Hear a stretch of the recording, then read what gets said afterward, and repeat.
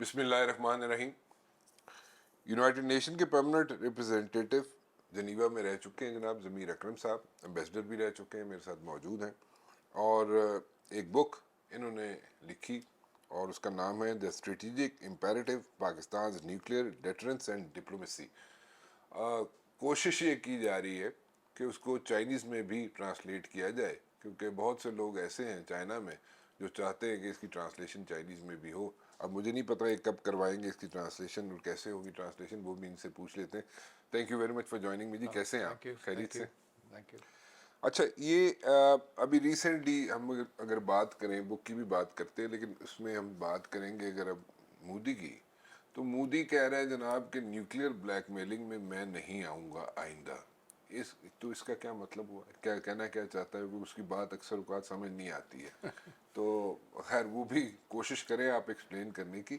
And secondly, یہ جو بک ہے the strategic imperative Pakistan nuclear deterrence and diplomacy, اچھا اس کو بھی ذرا ہمیں تھوڑا سا ایکسپلین کر دیں کہ what exactly are you seeing in this book. جی اس کا جسٹ ہمیں پتہ چل جائے. اوکے، شاید اس آپ کے پہلے سوال کا جواب دینے سے پہلے میں اس سوال کا جواب دے دوں. یہ کتاب شائع یہ پبلش ہوئی ہے 2023 میں، اچھا. اور اس میرا مقصد جو ہے اس کتاب کو لکھنے کا وہ یہ ہے کہ پاکستان کا جو ایٹمی پروگرام ہے اور ایٹمی ہتھیار ہیں، ان ہتھیاروں کو بنانے کے لیے ہمیں کس وجہ سے ہمیں یہ ہتھیار بنانے پڑے اور اس کا پھر نتیجہ کیا نکلا. تو اس کی وجہ یہ بنی ہے، اور جیسے ہم سب جانتے ہیں کہ 1974 میں 1974 میں ہندوستان نے ایٹمی دھماکے کا کیا تھا، پہلا اپنا ایٹمی دھماکہ، جس کی وجہ سے وہ ایک ایٹمی طاقت بننے کا انہوں نے دعویٰ کیا. اس کے بعد پاکستان میں یہ احساس ہوا کہ جی ہندوستان کے پاس ہمارے خلاف اگر ایٹمی طاقت ہے تو وہ ہمیں یہ طاقت کو استعمال کر کے ہمیں بلیک میل کیا جائے گا، نیوکلیئر بلیک میل، کہ ہم سے ایٹمی ہتھیار کی دھمکی دے کے ہم سے ہر قسم کی چیزیں ہم سے کروائی جا سکتی ہیں. تو اس کے مقابلے میں پاکستان کو بھی اپنے ایٹمی ہتھیار بنانے چاہیے، اور اس طریقے سے جو اسٹڈی جو ہوتی ہے نیوکلیئر ایشوز کی، اس میں جس کو نیوکلیئر ڈیٹرنس کہتے ہیں، وہ ہمیں اسٹیبلش کرنا چاہیے ہندوستان کے درمیان. تو اس وقت خیر جو دباؤ پڑا ہمارے ایٹمی پروگرام پر، وہ ہندوستان کے بجائے ہمارے اوپر پڑا، مغربی ممالک کی طرف سے، امریکہ کے خاص طور پہ، اور بڑے انہوں نے لاز اڈاپٹ کیے. تو ہمیں روکنے کی کوشش کی گئی، لیکن اس کے باوجود جو پروگرام ہم نے شروع کیا اس وقت پرائم منسٹر بھٹو کے زمانے سے، وہ پروگرام جا کے ایک طرح سے 1984 میں اس نے اپنا آبجیکٹیو اچیو کیا، اور ہم نے بہت پاکستان اٹامک انرجی ایجنسی اور جو ڈاکٹر عبدالحکیم خان کی جو کاوٹا ریسرچ لیبس تھیں، ان دونوں نے کولڈ ٹیسٹ کیے، جس سے ہم نے اسٹیبلش کیا، پروف کیا کہ ہمارے پاس بھی ایٹمی ہتھیار ہیں. لیکن ہم نے کیونکہ اس میں یہ ایٹمی ہتھیار میں جو مواد ہوتا ہے پلوٹونیم یا یورینیم، وہ ہم نے نہیں ڈالا، تو اس کا جو دھماکہ ہوا تھا اس سے ریڈیو ایکٹیویٹی نہیں پھیلی، لیکن اس سے یہ پتہ چلا کہ یہ جو ہتھیار ہیں یہ کام کر سکتے ہیں. لیکن جب ہندوستان نے 1998 میں پھر دوسری مرتبہ ایٹمی دھماکے کیے، تو اس وقت باوجود اس کے کہ پاکستان پر بہت دباؤ تھا کہ ہم نہ کریں، لیکن اس وقت ہم نے صحیح فیصلہ کیا، اور ہم نے بھی اپنے 6 ایٹمی دھماکے کیے، اور اس کی وجہ سے ہم بھی ایک ایٹمی طاقت بنے. اور اس وقت سے لے کے آج تک یہ نیوکلیئر ڈیٹرنس جو ہے یہ ہم نے اسٹیبلش کیا. اگر یہ نہیں ہوتا تو ہندوستان ہم پاکستان کے اوپر اپنی طاقت استعمال کر کے ہمیں کئی مرتبہ اگر وہ چاہتا تو نقصان پہنچا سکتا تھا. دیکھیں عراق کا حال دیکھیں کیا ہوا امریکہ کے خلاف, سیریا کا حال دیکھیں, آج کل یوکرین کا آپ دیکھیں کیا ہو رہا ہے. تو کہنے کا مقصد یہ ہے کہ ایٹمی طاقت بننے کی وجہ سے ہم نے جو نیوکلیئر ڈیٹرنس اسٹیبلش کیا ہے, اس وجہ سے ہماری قومی سلامتی جو ہے وہ برقرار ہے. دس از دا. تو اس کتاب کا لکھنے کا مقصد یہ تھا کہ اپنے خاص طور پہ پاکستان کے عوام کو یہ بتانا اور پاکستان کے طالب علموں کو یہ بتانا کہ ہمیں کیوں ضرورت پڑی ایک چیز کرنے کی, اور کس طرح سے کس مراحل کو پار کر کے ہم نے یہ ایک اچیومنٹ حاصل کی ہے, اور اس کو کتنا ضروری ہے کہ اس کو ہم پروٹیکٹ کریں آگے چل کے. تو یہ بیک گراؤنڈ ہے اس کتاب کے بارے میں, اور اس کا ڈائریکٹ لنک آج کل کے حالات سے اس طرح سے ہے کہ جب یہ پہلگام میں حادثہ ہوا, جس میرے خیال سے ہندوستان کی طرف سے ایک فالس فلیگ آپریشن تھا, اور انہوں نے پاکستان پر اس کا الزام ڈالا, حالانکہ انہوں نے کوئی اس کے بارے میں ثبوت آج تک نہیں دیا کسی کو. تو اگر ہم ایک ایٹمی طاقت نہیں ہوتے تو ہمارے پر ہندوستان نے تو کھل کے حملہ کر لینا تھا. تو آج جو حالات اس جو 4 دن کے بعد صورتحال نکلی ہے, اس میں یہ ہم نے ایٹمی ہتھیار کو تو چھوڑیں, ہم نے اپنے جو کنونشنل ہتھیار ہیں یا کیپیبلٹی ہے, خاص طور پہ جو ہماری ایئر فورس کی جو کیپیبلٹی ہے پاکستان ایئر فورس کی, اس کو استعمال کرتے ہوئے ہم نے ہندوستان کے حملوں کو پسپا کیا, اور ان کی ایئر فورس کو کافی نقصان پہنچا. 5-6 جہاز ان کے گر گئے. 2 دن تک کم سے کم ان کی ایئر فورس کو گراؤنڈ کرنا پڑا. اور اس کے بعد ہندوستان نے کوئی ہمارے ساتھ کوئی اس طرح کوئی کوشش نہیں کی کہ کوئی فردر ایسکیلیشن کریں. تو اب اس حالات میں جو مودی صاحب نے اپنی ایک سپیچ کی سیز فائر ایکسیپٹ کرنے کے بعد, ان کی کوشش یہ تھی کہ وہ بتائیں کہ جی ہم نے بڑا مارکا مارا ہے, اور ہم نے پاکستان کے خلاف بہت ہم نے کوئی حاصل کیا ہے. تو یہ ایک چیز وہ کہتے ہیں کہ جی ہم پاکستان کے نیوکلیئر بلیک میل کو ہم نے ریجیکٹ کر دیا. اصل بات تو یہ ہے کہ ہم نے نیوکلیئر بلیک میل یا نیوکلیئر ہتھیار کو استعمال کرنے کی بات ہی نہیں کی. ٹھیک ہے, ہمیں نیوکلیئر ہتھیار کو استعمال کرنے کے نوبت ہی نہیں آئی, کیونکہ جیسے میں نے آپ سے عرض کیا ہم اپنے کنونشنل سورسز سے ان کو ہم نے پسپا کیا. تو پہلی چیز تو یہ ہے کہ نیوکلیئر بلیک میل کا مسئلہ ہی نہیں حل ہوا. دوسری چیز یہ ہے کہ ہماری جو نیوکلیئر ہر ملک کی ایک جو ایٹمی طاقت ہے اس کا ایک ڈاکٹرن ہوتا ہے. ہمارا ڈاکٹرن یہ ہے کہ یہ ہماری قابلیت جو ہے یہ صرف ہندوستان کے خلاف ہے, اور اگر ہندوستان پاکستان کی سلامتی کو, اس کے وجود کو چیلنج کرے یا تھریٹن کرے, تو پھر اگر اور چارہ نہیں رہا پاکستان کے پاس, تو اس صورتحال میں ہمیں ایٹمی ہتھیار استعمال کرنے پڑیں گے اپنے ملک کو بچانے کے لیے. تو وہ تو جیسے میں نے آپ سے عرض کیا وہ تو نوبت ہی نہیں آئی, تو وہ اور انشاءاللہ وہ آئے گی بھی نہیں, کیونکہ اگر ہمارے پاس یہ ہتھیار ہیں تو ہندوستان کو بھی پتہ ہے کہ وہ ایک حد سے آگے نہیں جا سکتا, اور اس وقت بھی انہوں نے یہی کیا کہ وہ حد انہوں نے کراس نہیں کر سکے. اور بلکہ جب ان کو منہ توڑ جواب ملا اس کے بعد انہوں نے کوشش کی کہ جنگ بندی ہو جائے. ہندوستان کی طرف سے جنگ بندی کی پیشکش کی گئی تھی. تو یہ حالات میں ہندوستان کو کہنا کہ یہ مودی صاحب کو کہنا کہ ہم نے کوئی نیا نارمل بنایا, نارمل کیا ہے؟ اگر آپ سیز فائر چاہتے ہیں تو آپ کو جنگ چھیڑنی نہیں چاہیے تھی. تو اگر جنگ چھیڑنے کے بعد آپ سیز فائر پر آ گئے ہیں تو اس میں نیو نارمل آپ نے کیا بنایا؟ اچھا 2 چیزیں ذرا بتائیے گا ضمیر صاحب. ایک تو بار بار جو ہے نا اس کو کانٹرڈکٹ کرتے ہیں یہ لوگ جا کے, انڈینز جو ہیں اپنے لوکل کنزمپشن کے لیے بھی اور ویسے بھی اس کو کانٹرڈکٹ کرتے ہیں کہ نہیں جی ہم نے امریکہ کو اپروچ نہیں کی تھی کہ جناب یہ سیز فائر کرایا جائے. ایک تو یہ بتائیے گا کہ انہوں نے اپروچ کی تو کیسے کی اور کس لیول پہ انہوں نے اپروچ کی کہ جناب ہماری جان چھڑا دیں پاکستان سے کیونکہ ہماری بس ہو گئی ہے.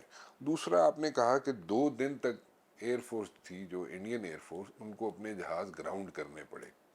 یہ ذرا بتائیے گا کہ یہ جو 3 گھنٹے اور 45 منٹ کی جو فائٹ تھی جو ہم نے ان کو وہاں پہ انگیج کیا اور ان کو جیسے بری حالت ان کی ہوئی، رفیل گر گئے ایک کے بعد دوسرا جہاز گرنا شروع ہو گئے، اس کی وجہ سے یہ گراؤنڈ ہو گئے یا ان کو سمجھ آ گئی کہ اگر ہم نے ایئر بورن ہوئے مزید جہاز ایئر بورن کیے تو ہمیں مزید نقصان ہوگا؟ جی، تو جو پہلی جو چیز یا پہلے سیکنڈ آپ کا کوشچن میں آپ کو جواب دے دوں کہ دیکھیں اس وقت جب ان کو گراؤنڈ کرنا پڑے اس کی وجہ یہ تھی کہ جس طرح سے جب انہوں نے اپنا اٹیک کیا یا اوفینسو شروع کیا اور انہوں نے وہ کہتے ہیں ہم نے 9 جگہوں پر بومبنگ کیا جو کچھ، تو یہ سارا کچھ جو ہے بیونڈ ویژول رینج ویپنز جو ہے نا وہ اپنے حدود میں رہ کے وہ کر رہے تھے، اور اس کے جواب میں ہم نے بھی اپنے حدود میں رہ کے ہماری ایئر فورس نے ان کا جوابی ایکشن لیا. اور اس میں ہمارا جو فائدہ یہ ہوا کہ ہمارا بڑا ایک قسم کا ملٹی ڈومین اور انٹیگریٹڈ ایریل آپریشنز تھیں. اب اس کو ان سمپل لینگویج میں یہ بتا دوں کہ اس میں ایئر فورس کے جہاز تھے ہمارے، airborne early warning system کے پلینز ہوا میں تھے، گراؤنڈ ریڈار تھے اور اسپیس کمیونیکیشنز تھی. تو یہ ساروں کو انٹیگریٹ کر کے ہم نے اپنی ایئر آپریشنز کی. تو وہ 1 گھنٹے یا 1.5 گھنٹے کے اندر اندر جو وہ ایریل ایکسچینج ہوا ہے اس کے اندر جو ہماری جو جہاز تھے J-10 JF-17 اور equipped with PL-15 میزائل اور دوسرے جو میزائل تھے ہمارے پاس. اب ہندوستان کا خیال تھا کہ ہمارے جو میزائلز ہیں اور ہمارے ایئرکرافٹ کے پاس اتنی رینج نہیں ہے، لیکن یہ ایک طرح سے ایک ریکارڈ ہے کہ 180 کلومیٹر کی رینج پر آپ نے ان کے جہاز گرائے ہیں. اچھا، ٹھیک ہے، تو یہ جو ہے وہ ایک آپ کے جو ایئر فورس پائلٹس ہیں ان کی مہارت کی وجہ سے اور دوسرا آپ کے پاس جو اکوپمنٹ ہے اس کی وجہ سے. تو اس کی وجہ سے آپ دیکھیں کہ ان کے جو جہاز ہیں وہ کیوں ریفائل جو گرے ہیں تو اس کی وجہ سے جو بین الاقوامی جو منڈی ہے اس پر ایئر کرافٹ مینوفیکچرر جو ہے ڈساٹ ان کے شیئرز گر گئے ہیں، اور یہ ان کے جو ہیں یہ J-10C کے چینڈو الیکٹرانکس ان کے بڑھ گئے ہیں. تو اس کا مقصد اس کا مطلب یہ ہے کہ یہ جہاز جو ہے سپیریئر ہیں، تو ایٹ لیسٹ انٹرنیشنلی ان کو یہ دیکھا جاتا ہے. تو یہ دوسری جو آپ کی جو بات ہے کہ ہم اس چیز کو ہندوستان سے ہم نے شروع سے جو یہ کانٹیکٹ شروع ہوا ہے جو انہوں نے اٹیک کیا ہمارے اوپر، اس وقت سے ہم نے ان سے کہا ہوا تھا کہ جی آپ اس کو انویسٹیگیٹ کریں اور اس کی انویسٹیگیشن لیں اور ہم آپ کے ساتھ مدد کریں گے، نیوٹرل انویسٹیگیشن. انہوں نے ہماری چیزیں نہیں مانی اور انہوں نے یہ حملہ ہم پر کر دیا، انپرووکڈ اٹیک انہوں نے کیا، ایگریشن تھا. اس کے بعد ہم نے کہا کہ جی آپ پھر ہمارا رسپانس اس پر آئے گا. اس کے باوجود کہ ہم نے ان کے 6 جہاز آلریڈی گرا چکے تھے، لیکن ہمارا موقف یہ تھا کہ جی اگر کوئی ہماری خلاف ورزی کرتا ہے ہماری ٹیریٹوریل تو اس کا ہم نے جواب دینا ہی دینا ہے. ایٹ دیٹ پوائنٹ سب سے پہلی چیز جو آپ دیکھیں وہ یہ ہوئی کہ انڈین فارن آفس کے اسپوکس مین نے جو پریس کانفرنس کی تھی اس میں 2 انڈین ملٹری آرم فورسز کی خواتین تھیں، ایک ایئر فورس کی تھی اور ایک آرمی کی تھی. ان دونوں نے یہ کہا کہ جی ہندوستان جو ہے وہ جنگ بندی کے لیے تیار ہے اگر پاکستان بھی مان لیتا ہے تو. اس وقت تک آپ یہ جیسے سیکوینس میں آپ دیکھیں نا، اس وقت تک امریکہ یہ کہہ رہا تھا کہ یہ دونوں کے آپس کا مسئلہ ہے، یہ ان کو خود سالو کرنا ہے، خود سارٹ آؤٹ کرنا. ہاں. लेकिन जब हमारा उनका जवाबी हमला हुआ है और जो हमने उनके ऊपर जो उनके 24 टारगेट्स के ऊपर जो उनको जाके मारा है उनको, उसके बाद ये गए हैं अमेरिका के पास भी गए हैं और अभी दूसरे ये तो नहीं कहते हैं लेकिन चीन के पास भी गए हैं। अच्छा अच्छा अच्छा। उन सब से जाके इन्होंने कहा है कि जी पाकिस्तान को आप समझा दें, पाकिस्तान को कहें कि हम अभी जंग बंदी करते हैं। अच्छा अच्छा। तो ये अब जब ये कह रहे हैं कि जी हमने तो नहीं कहा, तो अगर आपने नहीं कहा तो फिर आपने सीज़फायर माना क्यों? तो ये दोनों जगह गए, अमेरिका नहीं गए, सिर्फ चाइना भी और गए।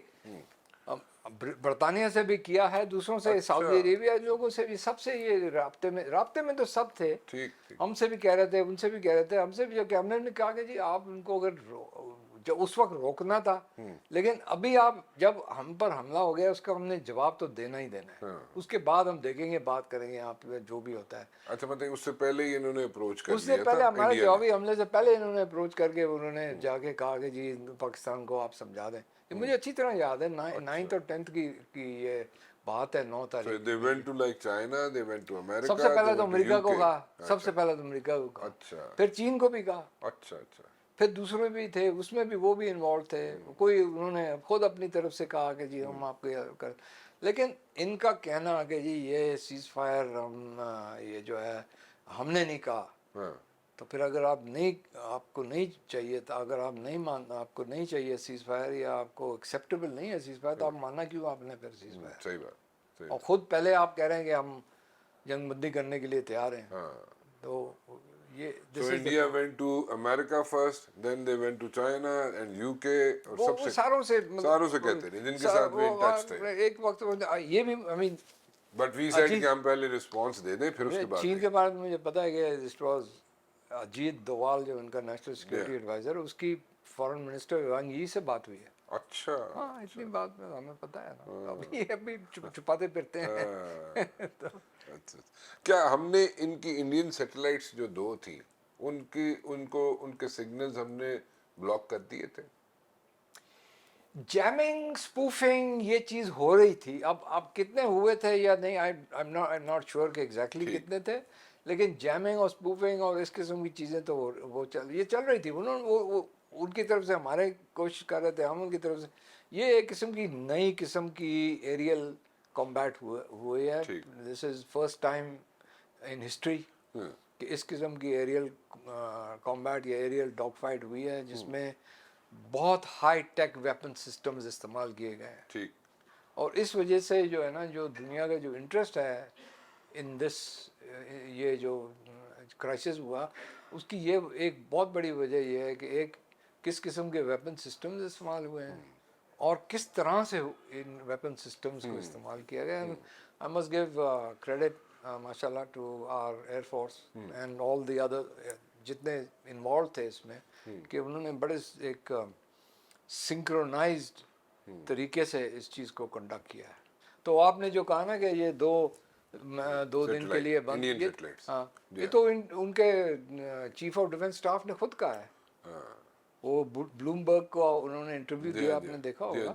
तो वो तो क्या उन्होंने कहा है ना कि ये 2 दिन के लिए हम रिकवर कर गए। तो फिर हमने मिसाइल चला दिए, लेकिन मिसाइल चला दिए ना आपने, उनकी एयरफोर्स तो फिर भी अभी नहीं आई है। तो 2 दिन के बाद उन्होंने जब हमारा जवाब मिला उन्हें, तो 2 दिन तक उनके सारे जहाज, वो तो शुरू से, अच्छा शुरू 5th 6th की रात से 8th तक या 9th तक, अकॉर्डिंग टू इंडियन CDS, उनकी एयरफोर्स ग्राउंडेड थी। अच्छा, मतलब वो कह रहे हैं हमने नहीं चला। उसके बाद अगर उन्होंने किया तो वो अपने एरिया में कर रहे होंगे, बट उस वक्त तक तो वो सीज फायर भी हो गया था।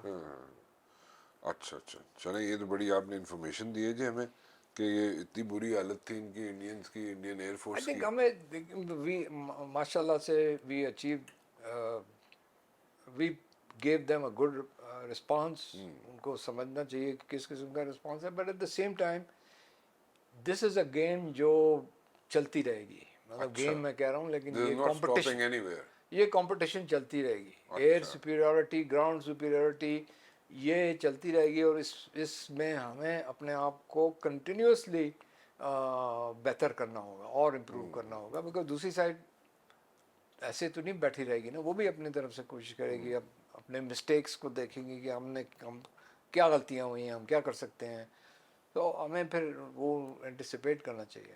ضمیر صاحب ایک آخری چیز بتائیے گا یہاں پہ, مطلب ہر عام آدمی نا ایک سوال کرتا ہے کہ جی ٹھیک ہے ہم نے ان کو سبق سکھا دیا, انڈیا کو سبق سکھا دیا, ان کے ایئر فورس کو سبق سکھا دیا, مودی کو سبق سکھا دیا, لیکن ہندوستان کے کئی لوگ, میجورٹی لوگ جو ہیں وہ ہم سے اچھے تعلقات رکھنا چاہتے ہیں, ہمارے لوگ ان کے ساتھ تعلقات رکھنا چاہتے ہیں, لیکن it's all about Modi and its mindset, Hindutva, R S S and all these things couple up کر کے وہ ایسی چیزیں بن جاتی ہیں کہ وہ ان کو ان کے اپنے لوگ بھی اب پسند کرنا نہیں چاہتے, they want to stay away from all these things.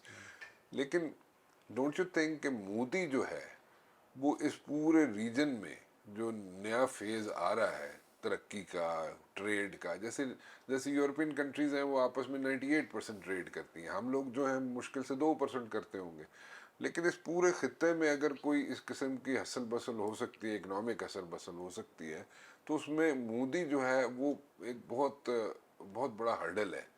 Don't you think so? I agree.